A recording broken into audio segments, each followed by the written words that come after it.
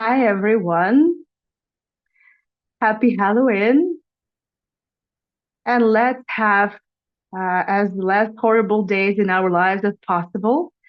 And welcome to my second Halloween tour. What is that? That's creepy. What is it? I'm sorry. It is Halloween. Hi. Hi everyone. It looks really, really creepy, right? I mean, it allows the quality of Zoom, but that's okay. So Grisha is just about to go to bed. He had a really busy day with a Halloween party at school and then Halloween party at the other place. He goes to play chess and board games. So, boo. Everyone is saying hi to you. Hi, everyone. Hi, everyone. Hi, Lisa. He's a Ghostbuster, right? Yeah, he was a Ghostbuster today at school. I really enjoyed his costume. Okay, Grish, now you can go back to bed. Yeah, give me a hug. Give me a hug. Give me a hug. Bye bye. Good. Bye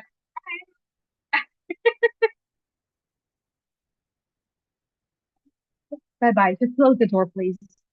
Close the door. Thanks, Grish. He really wanted to participate. You are a spider. Oh, why? YMCA pool? A spider in a YMCA pool? Oh, Adrian. Hi, Sharon. Hi, Ann. Hi, Cindy. Mary. Everyone. Hello, hello. There's so many. So, where we're going now is a very special place. It's a unique museum, not the only one in the world, but clearly it's the only one in Russia. And it's one of the biggest museum of funeral practices, of funeral culture. And the founder of this museum is, well, Sergei Yakushin, who passed away several years ago. And actually, he was, for a long time, he was a tour guide, just like I am. And in the, well, I would say early 2000s, he, I guess, he had always been interested in these type of things, and he had always been a collector. But then he decided to open the crematorium, and it was one of the first private crematoria in Russia. So he opened it in 2004, and along with the construction of the crematorium, he also built a museum where he placed his own collection. And how did he earn money? Where did he find money from? He was a businessman. Obviously, he started in the early 90s, so you kind of get the idea of the reckless 90s in the post-Soviet period. So he was just in the right place in the right time at the right time. But whatever, we're not here to be discussing that. And it's also nice that in late 1990s, he opened the Siberian Expo. This is when exactly lots of international businesses started coming to Russia, and now, well, many of them are gone. You know why? Um, and this is actually where I had my very first practice as an interpreter, as a translator, and I got to see him several times, also present at negotiations, but we never talked. So, and I had no idea that at that time, I had no idea that he had such a great collection, really one of the most unique collections in the world when it gets to funeral practices.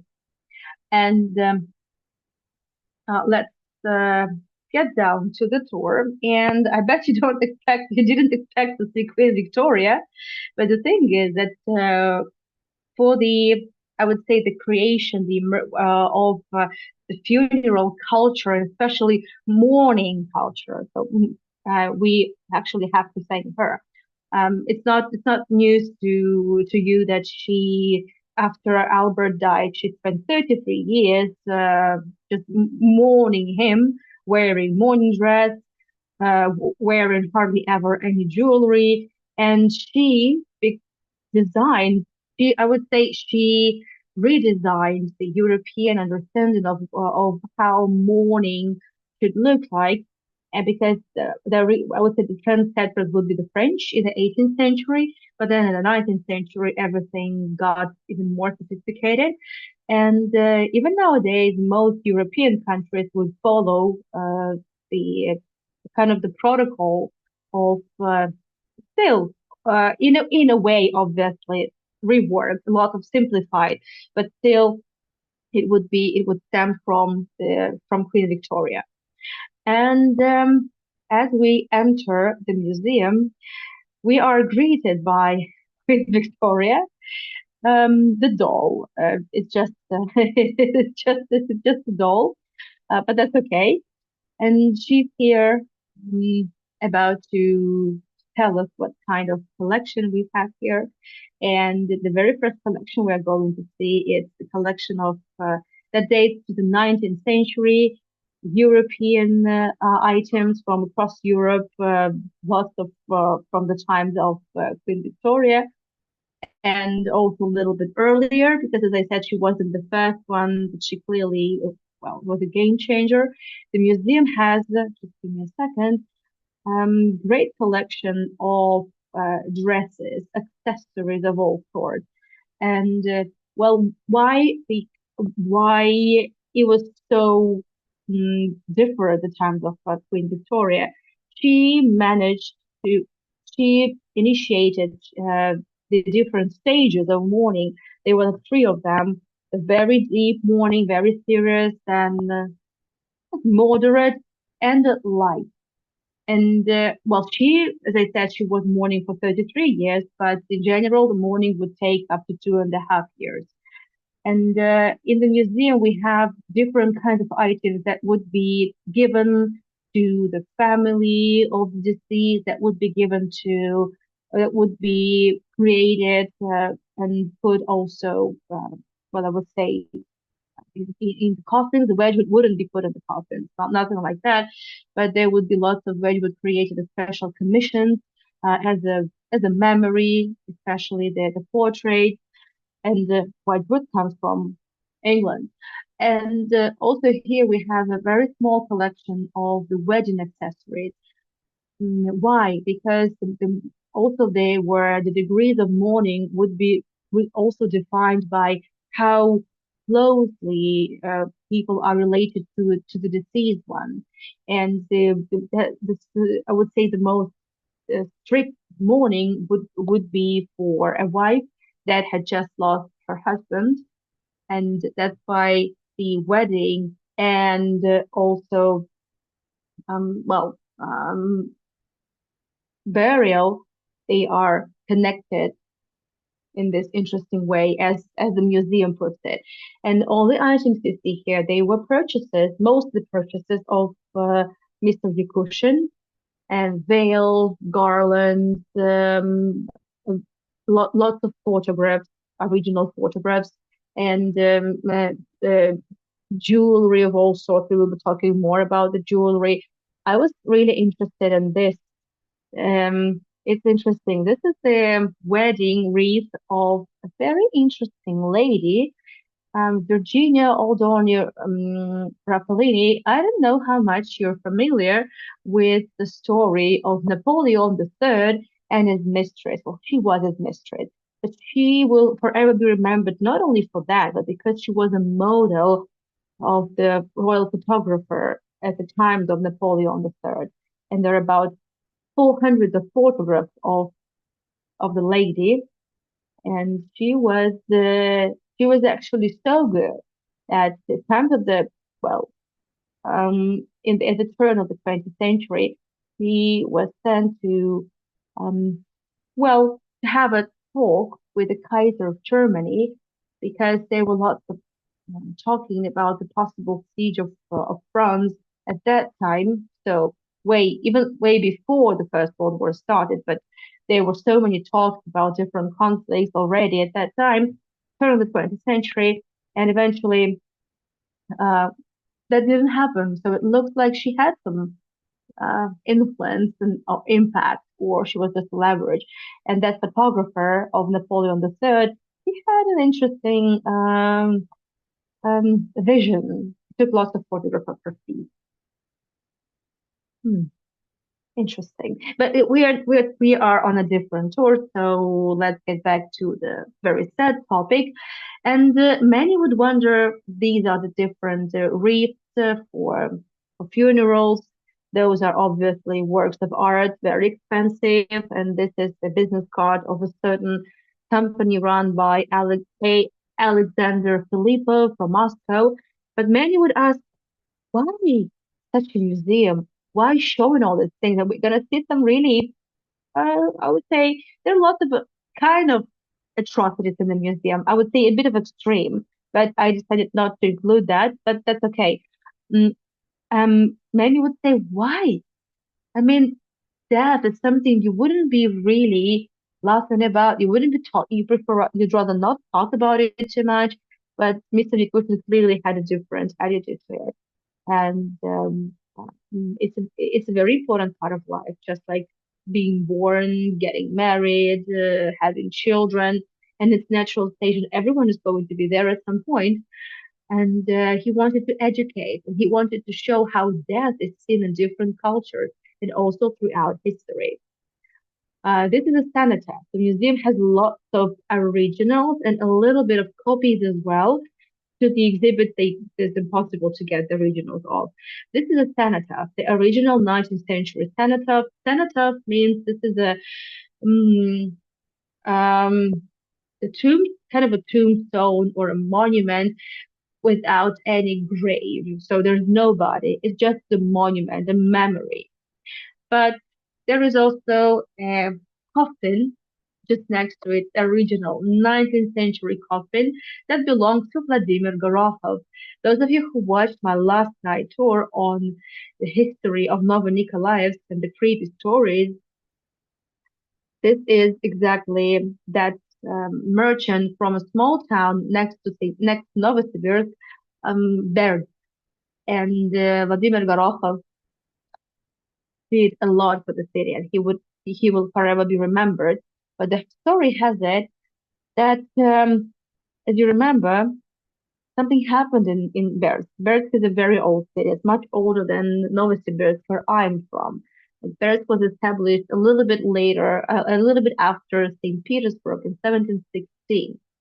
But the old Bersk is lost forever because in the Soviet times, in mid-Soviet period, 1960s, 1970s, the old Bersk was all flooded. They needed to divert the flow of the Ob River exactly along which Novosibirsk is built, and they flooded thousands of hectares of territories, and the old city of Bersk, including churches, buildings, uh, and also graves, cemeteries.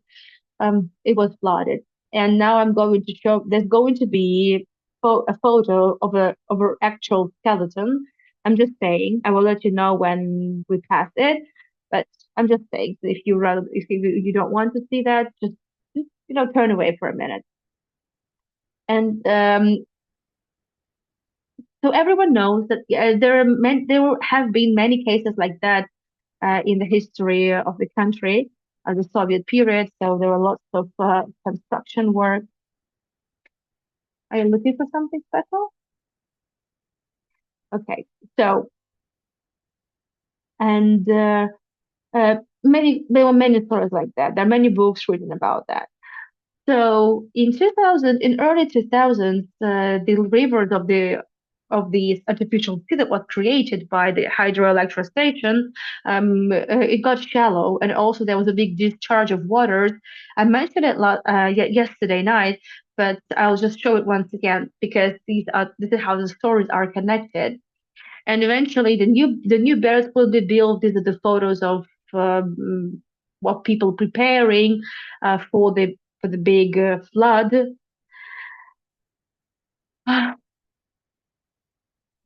The old cemetery just showed up.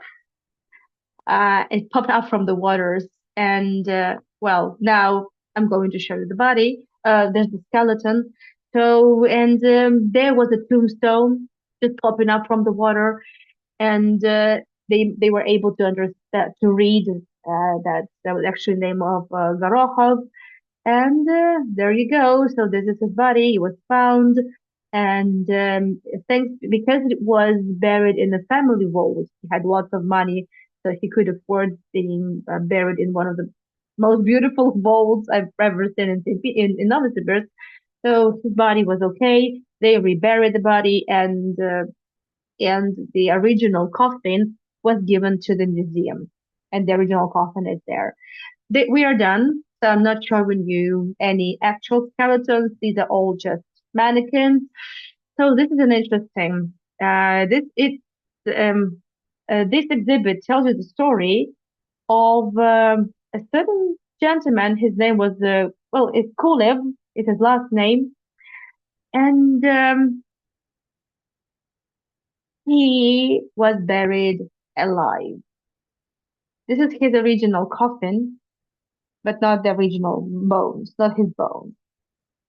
How did they find out that? So they opened he was also subject to he was just about to be reburied at some point, and they opened the coffin and they saw this horrible lethargy was quite widespread back in the 19th century, and people were afraid to be buried alive. And after that, they invented sort of a safe coffin. So on the hands of the deceased or allegedly deceased person, they would just tie string, and it would be attached to the bell that would be on the surface. And in case all of a sudden the person would, well, just wake up from a lethargy, the undertaker would immediately see it, or the warden or the guard of the cemetery, and the person would be saved. Well, but the story of of Mr. Kulev, or I'm not sure how old he was, it's quite, I would say, disturbing. And here we see different tombstones. Most of the tombstones are from the 19th century, 1869. I'm not going into much details, but mostly these tombstones are the tombstones of the people of the graves of the bodies that were not um, transferred elsewhere, and it was because there was no relatives that could afford, or there were just no any relatives that could take care of the bodies, and there were lots of unattended graves. So these are the tombstones of that type. This one is quite interesting. This very small tombstone is the tombstone of a girl called Tamara Stenina. She was about 1 year and a half when she died in the 1920s. And it's a very interesting tombstone. It looks very different. It's not just a slab of stone. It was made from cast iron. And the thing is that cast iron was um, anyone, nearly in every village, they could make something from cast iron because nearly everywhere there was iron ore, and there were people that could work with that. So I would say it was the cheapest, the most affordable, and very quick way of making tombstones rather than just cutting and polishing stones, which is definitely more expensive. The undertakers, the undertakers agency, they the first undertaker agencies would be opened in mid 19th century, and they would be I would say their business would grow very quickly, especially after the abolishment of slavery in Russia, when there was the new class of people. I've mentioned it so many times, but it's all so connected. When the class of merchants started to emerge very quickly, and there all of a sudden was this middle class people and even upper class people that wanted to have really um, pompous funerals. So I would say that business grew really quickly, almost skyrocketed by the end of the 19th century. And Why I'm saying about the pompaces. Actually, just right next to this lady, and we'll be talking about the veils as well. Just next to this lady, there is this very big construction, and it even has a name, and I'm sure you've seen it. It's called Castrum Dolores, like the House of Pain, and we know of Castrum Dolores from 1600. The thing is that Castrum Dolores, it was definitely not just everyone could afford it. It was something for, I would say, very sophisticated class of people. And well, it was okay. Definitely, it was a good way to say goodbye to the deceased because normally these people of this social class, they would have admirers, they would have a big following, speaking in modern terms, obviously. You're still hanging in there? Okay. So that's the story. On the other hand, it's also to show off, and you can see how beautiful, luxurious the coffin is, just the coffin, and then the big construction, the big canopy, and also the same custom Dolores will be built for Russian czars, as you know. And even Peter the Great wasn't the first one that would have such custom Dolores put up. Also, there are lots of I would say there are probably hundreds and thousands of exhibits. It's just mind blowing. Here it shows the scenes from European house in the 19th century. So just above that, there was a woman partying with someone. The coffin was very small. We were talking about the children mortality. And here it's already after the cremation. We see the urn here, the ashes inside, probably, and the family is also remembering another coffin and family saying goodbye. I would say these are pretty much your, well, common practices throughout Europe, but we will be talking about the funeral practices outside of Europe as well. So speaking of these different degrees of mourning, as I said, the most severe mourning would be for widows, and for a year the women would not be allowed to wear anything any other color but black, no jewelry, just a little bit. Well, there was a black amber. I don't know what the word in English is, but gagat is the name. And then later on, after 1 year, the okay, there would be at least they would eat a little bit, but it would still be mostly red, mostly black. But we would see later, well, later on, also the widow could wear purple, kind of, yeah, kind of dark scarlet shade, and then after 9 months, it would be a light version of mourning, and the woman could even be wearing white, but she would always have some bits of black as a reminder, just just not to forget. That's the idea. So this is already the moderate, the second stage.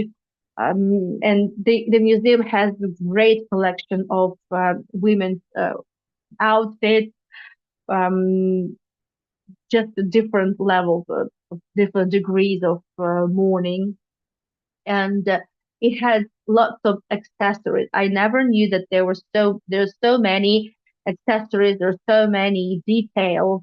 Well, obviously, gloves was a must, regardless of the time of life, and yeah, there are different items that date back to 19th century Europe, hairpins. But these are, I would say, and some other jewelry, quite common things. But there is something quite special that I will be also showing to you. It may not be that obvious, but they were also very special kinds of jewelry that a woman could wear, and those would be jewelry. It could be a pendant, it could be a headpiece, it could be something made from a very interesting material.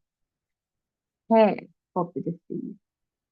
The museum has quite an extensive collection of jewelry, uh, brooches, pins,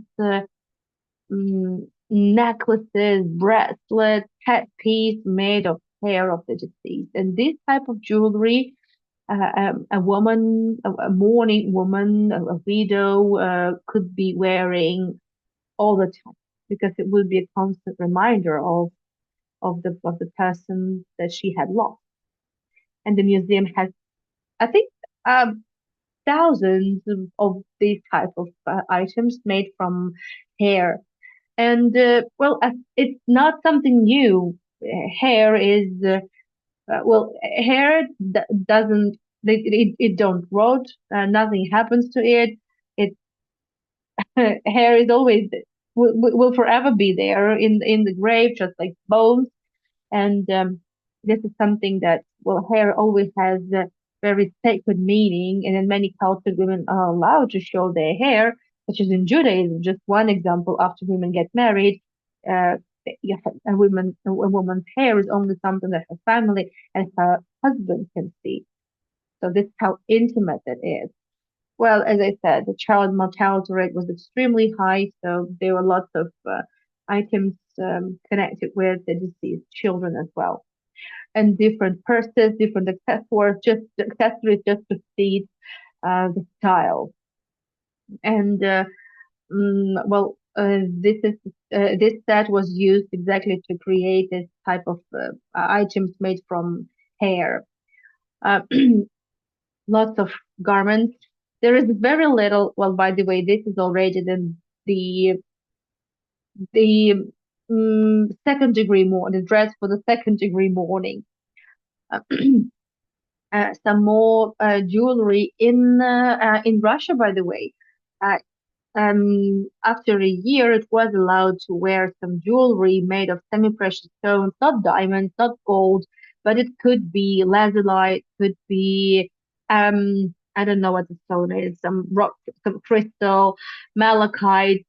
Since they are not just precious but semi-precious stones, it's a little bit easier. Amber is was also allowed, but preferably the black amber. You can see that, right? We say gagat. I haven't been able to find actually any name for gagat, but it could be just black amber. So I mean, I haven't been able to find any English name for gagat. So maybe it's just a black amber. We can stick to that.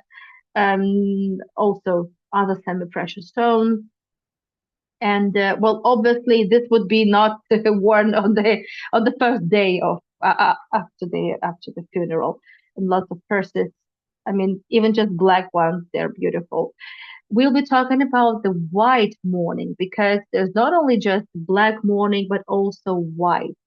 Yeah, the black jewelry actually looks gorgeous, to be honest, especially put on something white. That is true. We will be talking about the white mourning as well. It's also something quite widespread throughout Europe, and it came to Russia exactly through Europe. The cremation, just a very quick history of cremation. The Greeks were the first ones, well, in the sort of more recent times, and the Romans would also pick this tradition up because the Romans were basically living in the Hellenistic culture anyway. And then in the Byzantine times, it was put to an end. It was considered something pagan, cremation. And then we could say that the first fully fledged crematorium in the modern sense of the word appeared in the 19th century in Italy. And then little by little, everywhere in the world where it is allowed. And the first crematorium in Russia also appeared at the turn of the 20th century in Vladivostok, that is the area in the far, far east, very close to Japan. And this is it was actually created for the Japanese community. And later on, there would be some of the crematoria in the Soviet period, and then, well, now it's quite widespread, and it's getting. I would say it's definitely gaining popularity because it's a lot more. It's I would say a lot.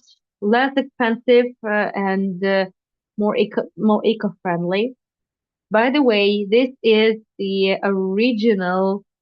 Um, that's what's left after a human body after the cremation, which lasts from 1 hour to 1 hour 90 minutes.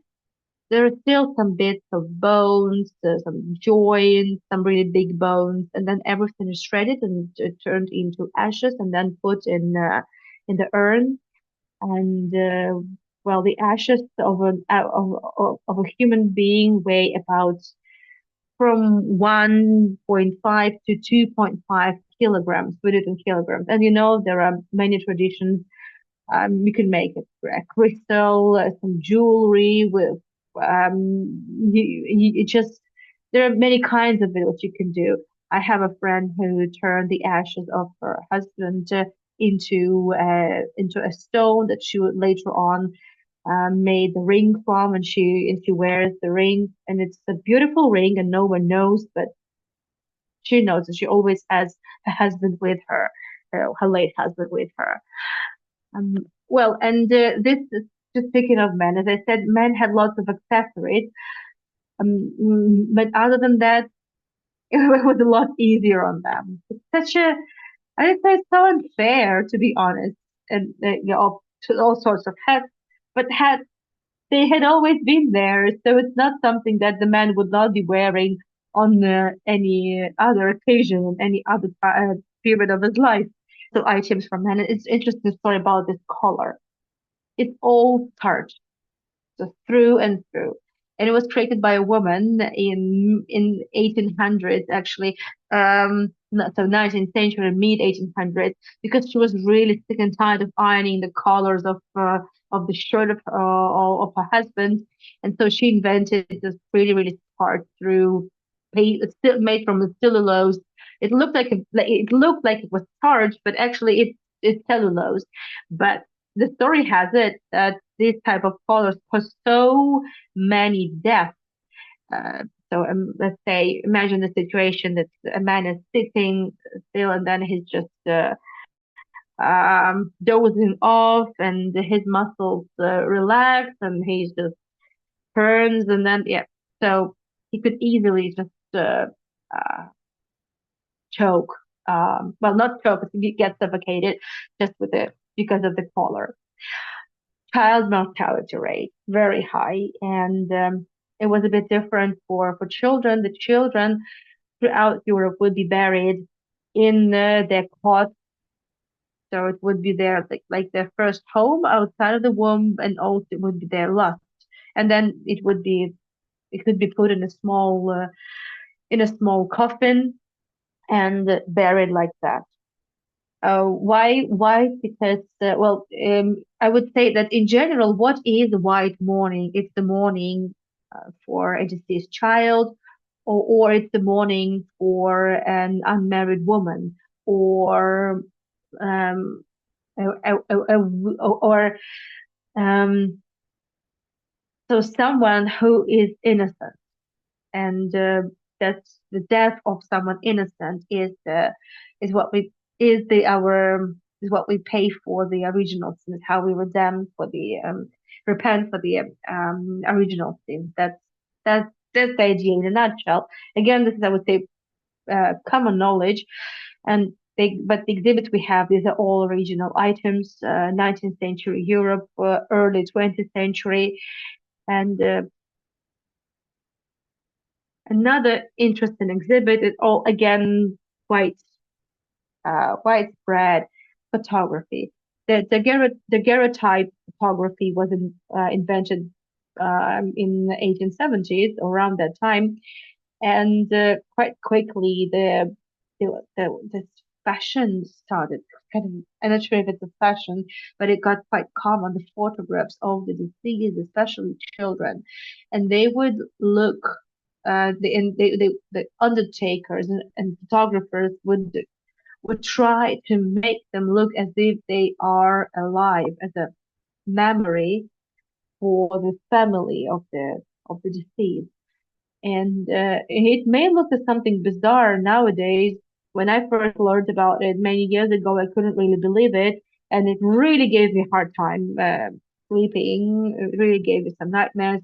I didn't expect to see that. I was just at school. I was just a schoolgirl back then, but now I'm okay with it. But I actually, I sometimes it's so difficult to even to see the difference, tell the difference between, let's say, here with the support of a mother and two daughters. And I even remember when I was in the museum many years ago, there was this photograph, and the guy just asked us, "Can you tell which of the children is dad?" And I thought it would be this girl, but actually it's this one. So they somehow even managed to sit her upright, unbelievable. And also there are many cases that eyes. It was very difficult to preserve eyes, and bodies would deteriorate so quickly that sometimes they would just draw eyes, just makeup, just on the eyelids, so it would look like eyes. Bizarre. Well, that's exactly the story. Unbelievable. Now about different funeral practices throughout the world, just very few, but the museum has a lot more. What you see is a collection of towels, but they're not just the towels we would use in the kitchen or in the bathroom. No, it's not that type of. These towels have a special name called ruchnik and or rushnik. The two ways of saying it. And when the funeral procession started, well, the families would be going to the cemetery, right, to bury the coffin. The first person would be wearing this rushnik, would just put it on top, just on their hands, and would go like this, and it would be just carrying kind of in this way. And this is a very important tradition in the Slavic countries, and especially in old Russia. That is true. Also, here we see the garments from Russia, also quite quite expensive, and this is already the funeral fashion in Russian villages and before imperial times. So what you see, there is not really this much black color.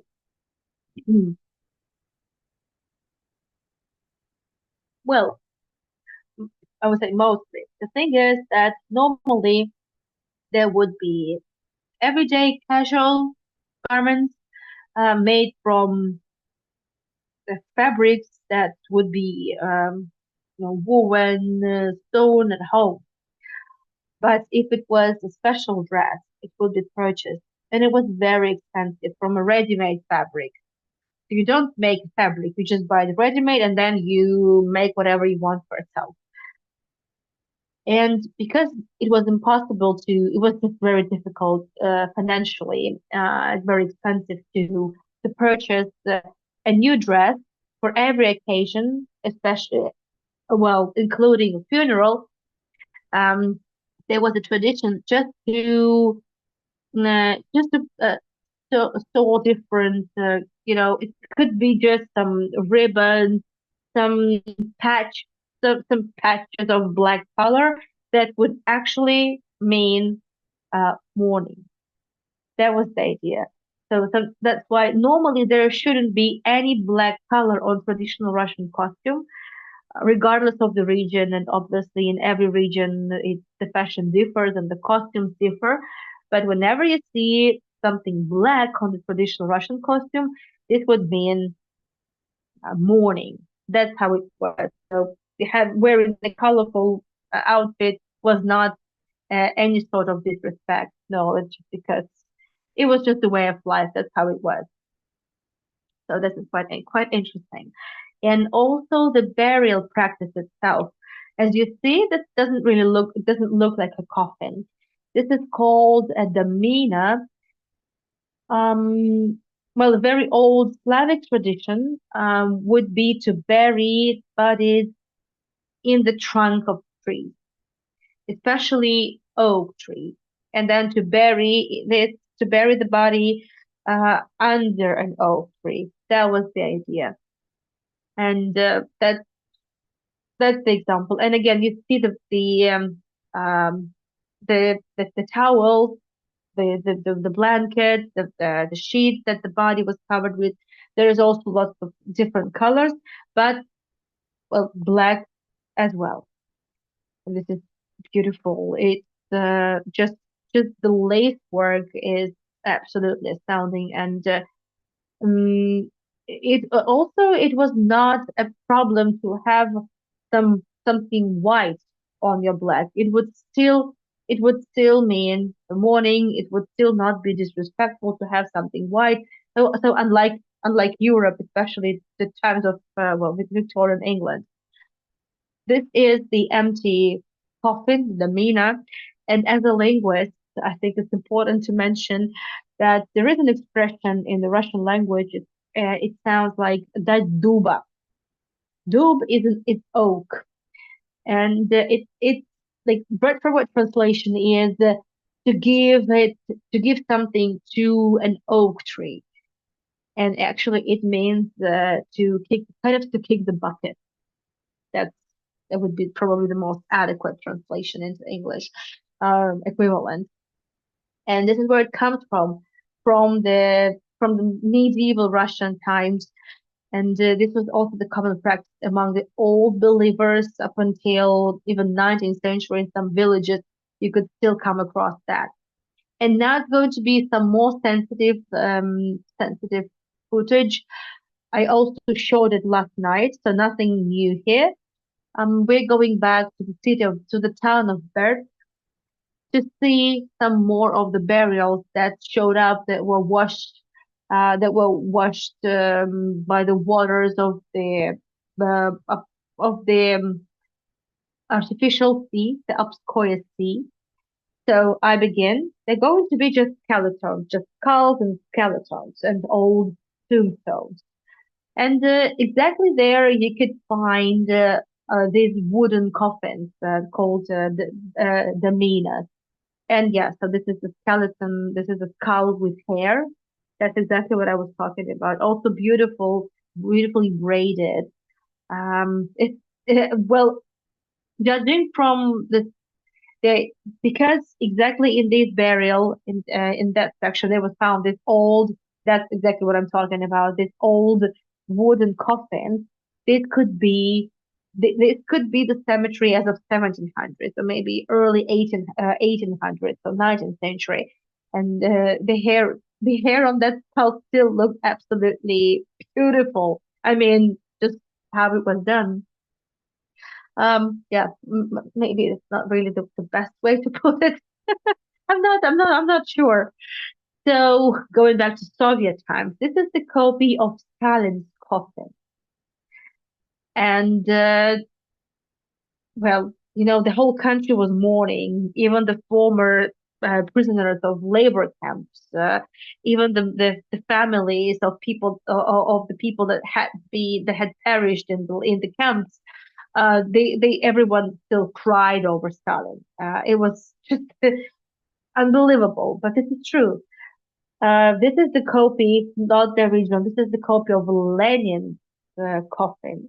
And as you know, starting from Lenin's funeral, well, it was a very special funeral because there actually were no funeral. Because as you know, he's in mausoleum, and this is the copy of what you can see in the mausoleum. I was in the mausoleum in 2008, I believe, and I bet it's still the same. The original plan was just to keep the body like in the house of hay, right in the under the canopy, um, just for the people of the country to say goodbye to their founding father of the Soviet Union.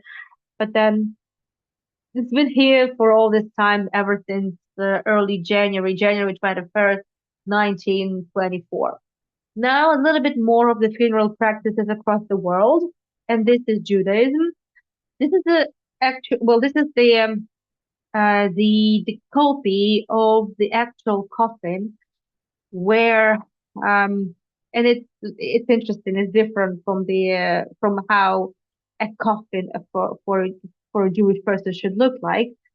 I will explain. So this is the coffin for Arnold Katz, who died several years ago. He was from Novosibirsk. He was the chief conductor of Novosibirsk, and he passed away in Beijing when he was on tour. And they needed to transport the body somehow. So that's why the wooden coffin, because traditionally, well, for many centuries, Jews would not even be buried in coffins. They would be just wrapped in the white sheets and buried like that. Uh, well, now there are just wooden coffins without any metal in it. It should only be wood. Even the nails would be from organic material, so not metal. Thank you, Mark. Thank you so much for the tips. But it's a requirement. It was a requirement from the airline company. It was impossible to transport the body in a wooden coffin, so that's why there was made an exception, and there was a zinc part inside the wooden part. This is how his body would be transferred back to Novosibirsk. And there's a very strong Jewish community in Novosibirsk. Mm, and I would say that all the people of Novosibirsk would go say goodbye to Arnold Katz also. But it's important to understand that there is no tradition of waiting for 10 days, for a month, for everyone to say goodbye to some popular outstanding Jewish person. No, because the Jewish people have always lived in the desert. There is this tradition of just burying the body as soon as possible because the body gets. And well, India, with India, it's cremation has always been, and the I'm saying it in very just general terms. I'm not going into details, but the story is very simple. They believe in reincarnation, and yeah, technically speaking, yeah, there are crematoriums, but they're not that widespread. It's mostly that that the bodies would be burned and in the Gang River, and there are many traditions, and it's preferable if a family could purchase sandalwood tree, but it was also possible just to use the dried. The dried excrement of cow, which would burn very well, just to help the catalyst. Confucianism. Okay, Dolly. So Confucianism. I was just not Confucius, but Confucianism. Thank you, Dolly. So Islam. Again, as I said, because of the traditionally very hot climate and the desert conditions, the bodies would not be kept. Obviously, the bodies would be buried immediately or just the next day. Also, actually, for a long time, it was no coffins. And the body, the feet of the deceased were supposed to face Mecca. And well, let's say if a person was dying like slowly, then it was commanded not to cry and not to burst into tears around him and just be calm and just part with the person on a well, not on a good note, but clearly I would say not to make things not things even harder for the um for him or her. And thank you so much for your support as well. Thank you and good night. Cutest Ghostbusters you've ever seen. Thank you, darling. Thank you. Yeah, Gusha really, really, it's really cute. That's true. Bye bye, everyone.